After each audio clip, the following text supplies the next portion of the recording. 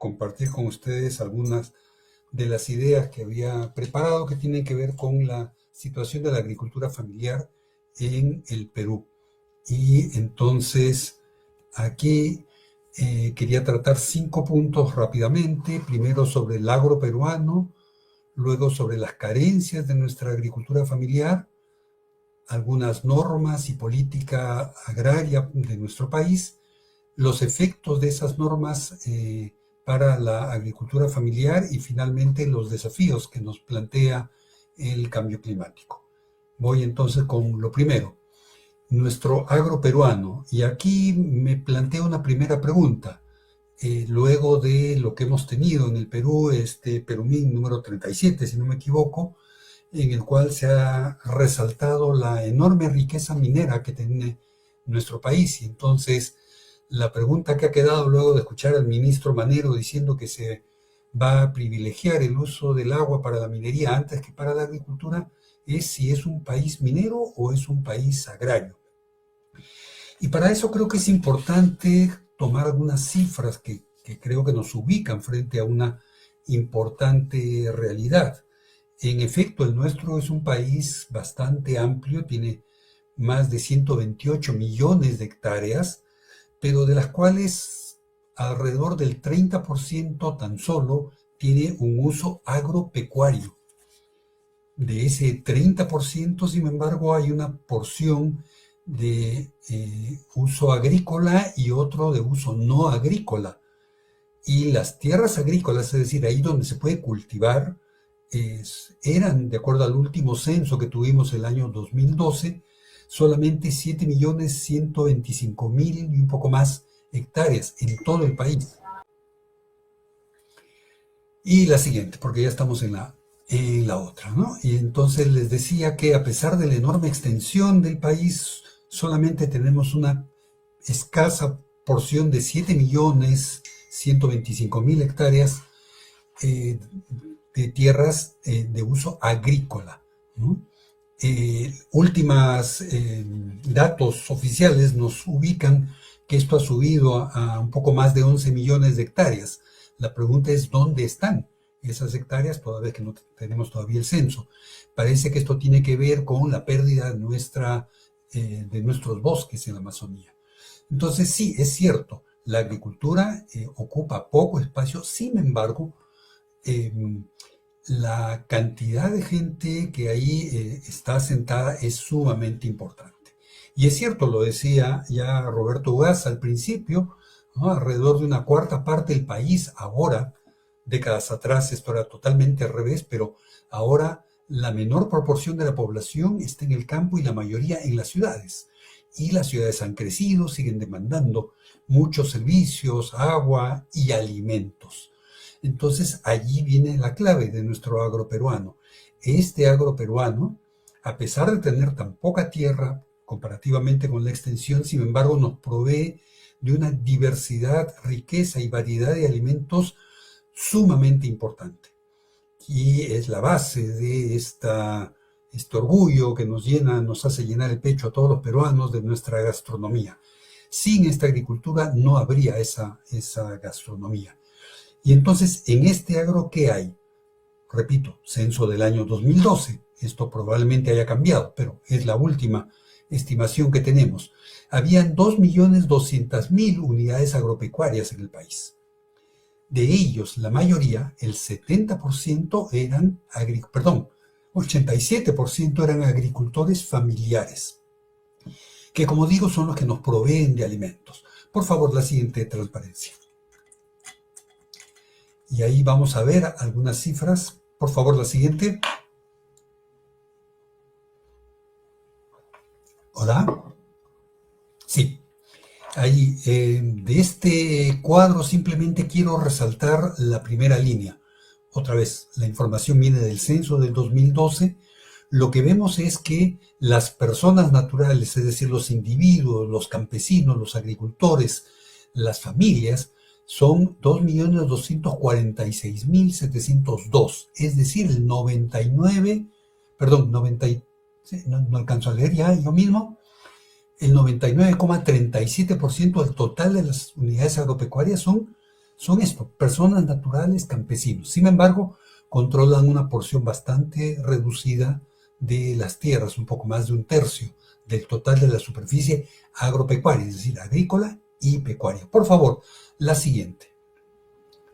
Le hacemos ahí entonces una mirada a cómo está la distribución de la tierra y vamos a confirmar lo que acabamos de ver hace un rato, que las unidades menores, es decir, las que tienen menos de 1 hectárea, las que tienen menos de 5 hectáreas, hacen en total el 79,3% del total de esos más de 2.200.000 unidades agropecuarias. Súmenle las unidades de hasta 10 hectáreas y vamos a tener fácilmente el casi 90% del total de la superficie agropecuaria ocupada por pequeños agricultores y minifundistas. Ojo que aquí no estamos hablando de calidad de suelos, por lo cual es posible que muchas de esas 10 hectáreas que puede sonar muy importante, pero puedan ser tierras de secano o tierras de pasto inclusive. Por favor, la siguiente. Si este es el panorama donde entonces tenemos a la mayor parte de nuestra agricultura formada por agricultores familiares y ubicados en zonas de difícil acceso arriba de los Andes, ¿cuáles son las carencias que estas familias tienen ahí? Primero tiene que ver con la calidad de las tierras, ¿no? Más allá de la extensión, la mayoría de ellas son tierras de menor calidad y mientras más ascendemos la calidad agrícola disminuye. Adicionalmente la escasez del agua, porque la agricultura necesita indispensablemente agua y la mayor parte de nuestra agricultura es de secano y se ubica precisamente en la región andina. En la región amazónica tenemos lluvias casi permanentemente y en la costa donde no llueve, sin embargo, hacemos trasvases trayendo el agua de la región andina. Entonces hay un problema de escasez, hay poca atención para el riego a estas familias. Lo otro, y tiene que ver con lo que Georgina nos presentaba hace un rato, la afectación que debido a la aceleración de los efectos del cambio climático viene generalizándose en el país debido a heladas o nevadas. Adicionalmente, el difícil acceso a mercados, no estoy hablando físicamente de los mercados propiamente tales, sino cómo llevan campesinos y agricultores su producción. Las carreteras son malas, hay deficiencia de ellas, no hay una organización de ferias adecuada. Hay asimismo una falta de seguridad sobre la tierra y territorios, a pesar de los millones que venimos invirtiendo para formalizar la propiedad, esto sigue siendo un problema para la mayor parte de nuestros agricultores. Y hay un limitado acceso a servicios para la agricultura, básicamente la extensión técnica. El censo del 2012 nos decía que solamente alrededor del 10% de agricultores accedía a servicios de extensión y capacitación. Bueno, hace algunas semanas se ha publicado recién, después de casi 4 años, el reglamento de la Ley del Servicio de Extensión Agropecuaria. Es un avance, pero creo que quedan todavía muchas cosas por hacer allí. Y por supuesto, estas familias sufren el problema de tener pocos y malos servicios de salud, de educación, falta de internet, etc.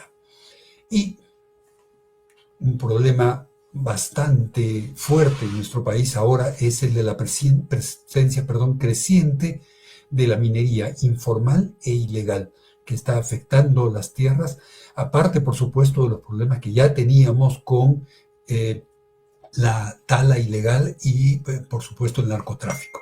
Y a todo eso agregamos los problemas de erosión por el viento, erosión por el agua y la deforestación. Por favor, la siguiente.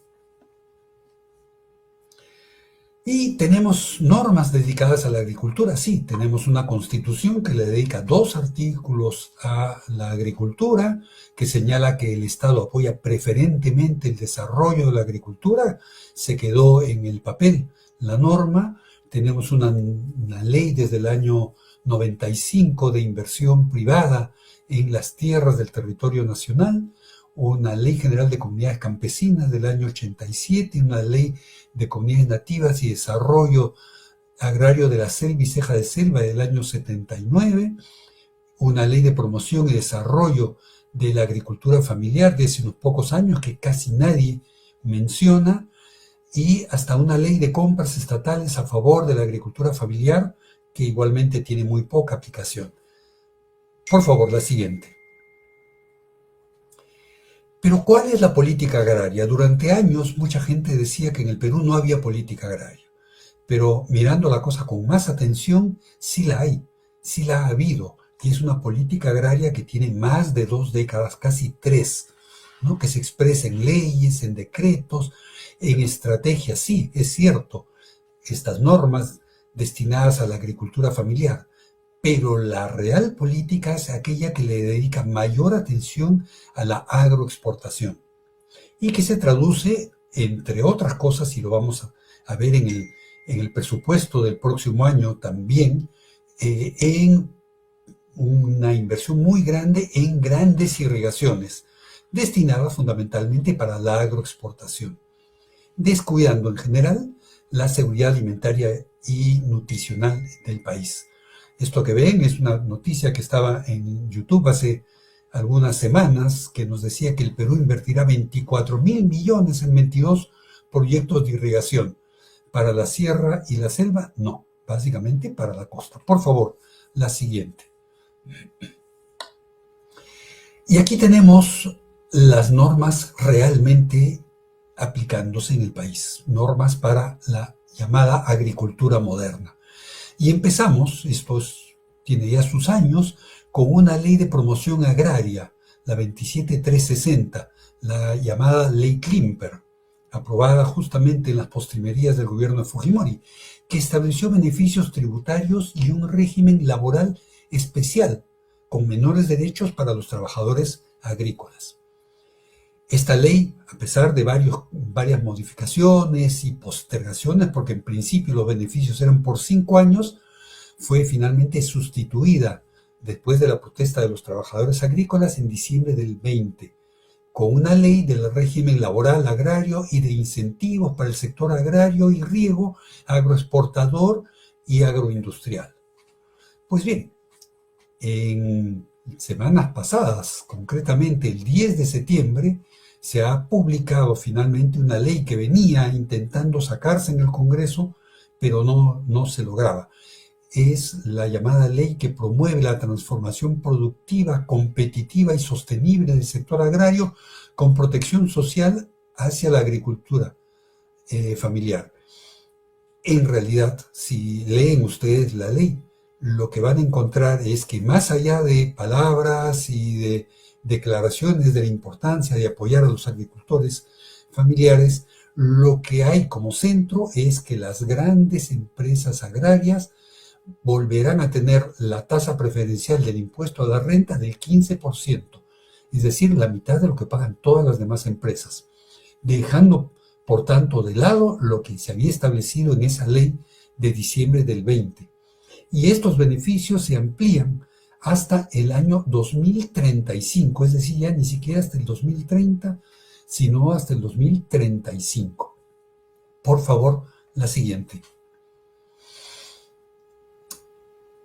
En esta y la siguiente transparencia vamos a ver los efectos de esta ley aprobada recientemente.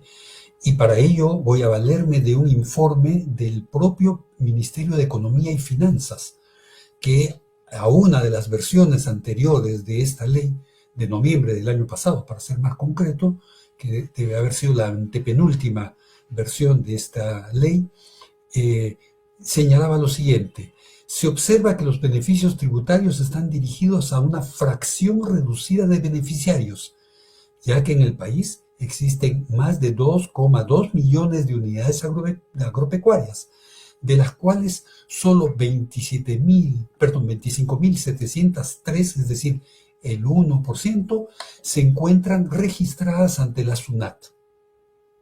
Es decir, de todo ese universo, solamente hay agricultores formales casi 26.000. Y de esos, solamente 3.511 se acogen al régimen agrario de esta ley que acaba de ser cambiada por esta ley Klimper 2.0, observándose que de las 3.110, perdón, de las 3.511, solo 506 contribuyentes tienen ingresos superiores a 1.700 unidades impositivas tributarias, a pesar de lo cual concentran el 92% de los ingresos de los beneficiarios de este régimen especial.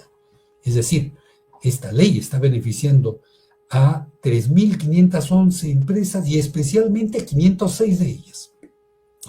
Añade el Ministerio, los beneficios tributarios contenidos en el proyecto significarían menores ingresos al Tesoro Público por 1.888 millones de soles para el periodo del 25 al 2035. Y por último, dice el informe del Ministerio que se otorga la calificación de pequeño productor a aquellos sujetos que pueden ser incluso sociedades anónimas, es decir, pretende aplicar beneficios tributarios similares a los previstos en la ley 31.335, que es para promover cooperativas, a personas jurídicas con fines de lucro, lo cual va en contra de la propia naturaleza y esencia de la asociatividad. Esto, como digo, a pesar de la oposición del ministerio, de expertos, hasta del comercio en el país, del Instituto Peruano de Economía, que no son justamente los más progresistas, finalmente se aprobó. Por favor, la siguiente. Y aquí solo unos pantallazos para ver cómo esta agroexportación ha ido creciendo. Lo ven en el cuadro de hace unos años, cómo han ido creciendo año a año. Como el propio gobierno reporta como récord histórico que las agroexportaciones cerraron el año pasado con más de 12.700 millones de dólares en ventas. Aún así, este sector ha obtenido este beneficio hasta el 2035. Por favor, la siguiente.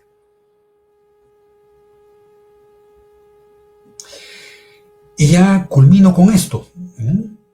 ¿Qué desafíos tenemos? Ya no hablemos de esta desigualdad, de esta desigual trato a agricultores familiares, que como digo, sí, tienen hasta una ley para promover la agricultura familiar, tienen un plan de promoción y desarrollo de la agricultura familiar, pero básicamente no tiene presupuesto. Bueno, como dice el dicho, tras cuernos palos, ¿qué tenemos? Los desafíos, y más que desafíos, más bien ya son las afectaciones que produce y viene produciendo el cambio climático en el país. En primer término, el retroceso de los glaciares en nuestro país. Y eso es sumamente preocupante porque nuestros glaciares son de alguna manera nuestros ahorros de agua en la época de estiaje. Y estos siguen reduciéndose año a año de manera muy preocupante. A pesar de ello, estamos invirtiendo, como han visto, millones de dólares para seguir trayendo agua, entre comillas, allí donde sobra el agua, para la costa donde esa agua es mucho más productiva para la agroexportación y no para la agricultura familiar y tampoco para nuestra seguridad alimentaria. Otro desafío tiene que ver con la alteración del ciclo de lluvias. Esto que ya sabíamos, normalmente desde fines de octubre, noviembre, empezaban las lluvias y ya con intensidad entre diciembre y marzo ha cambiado.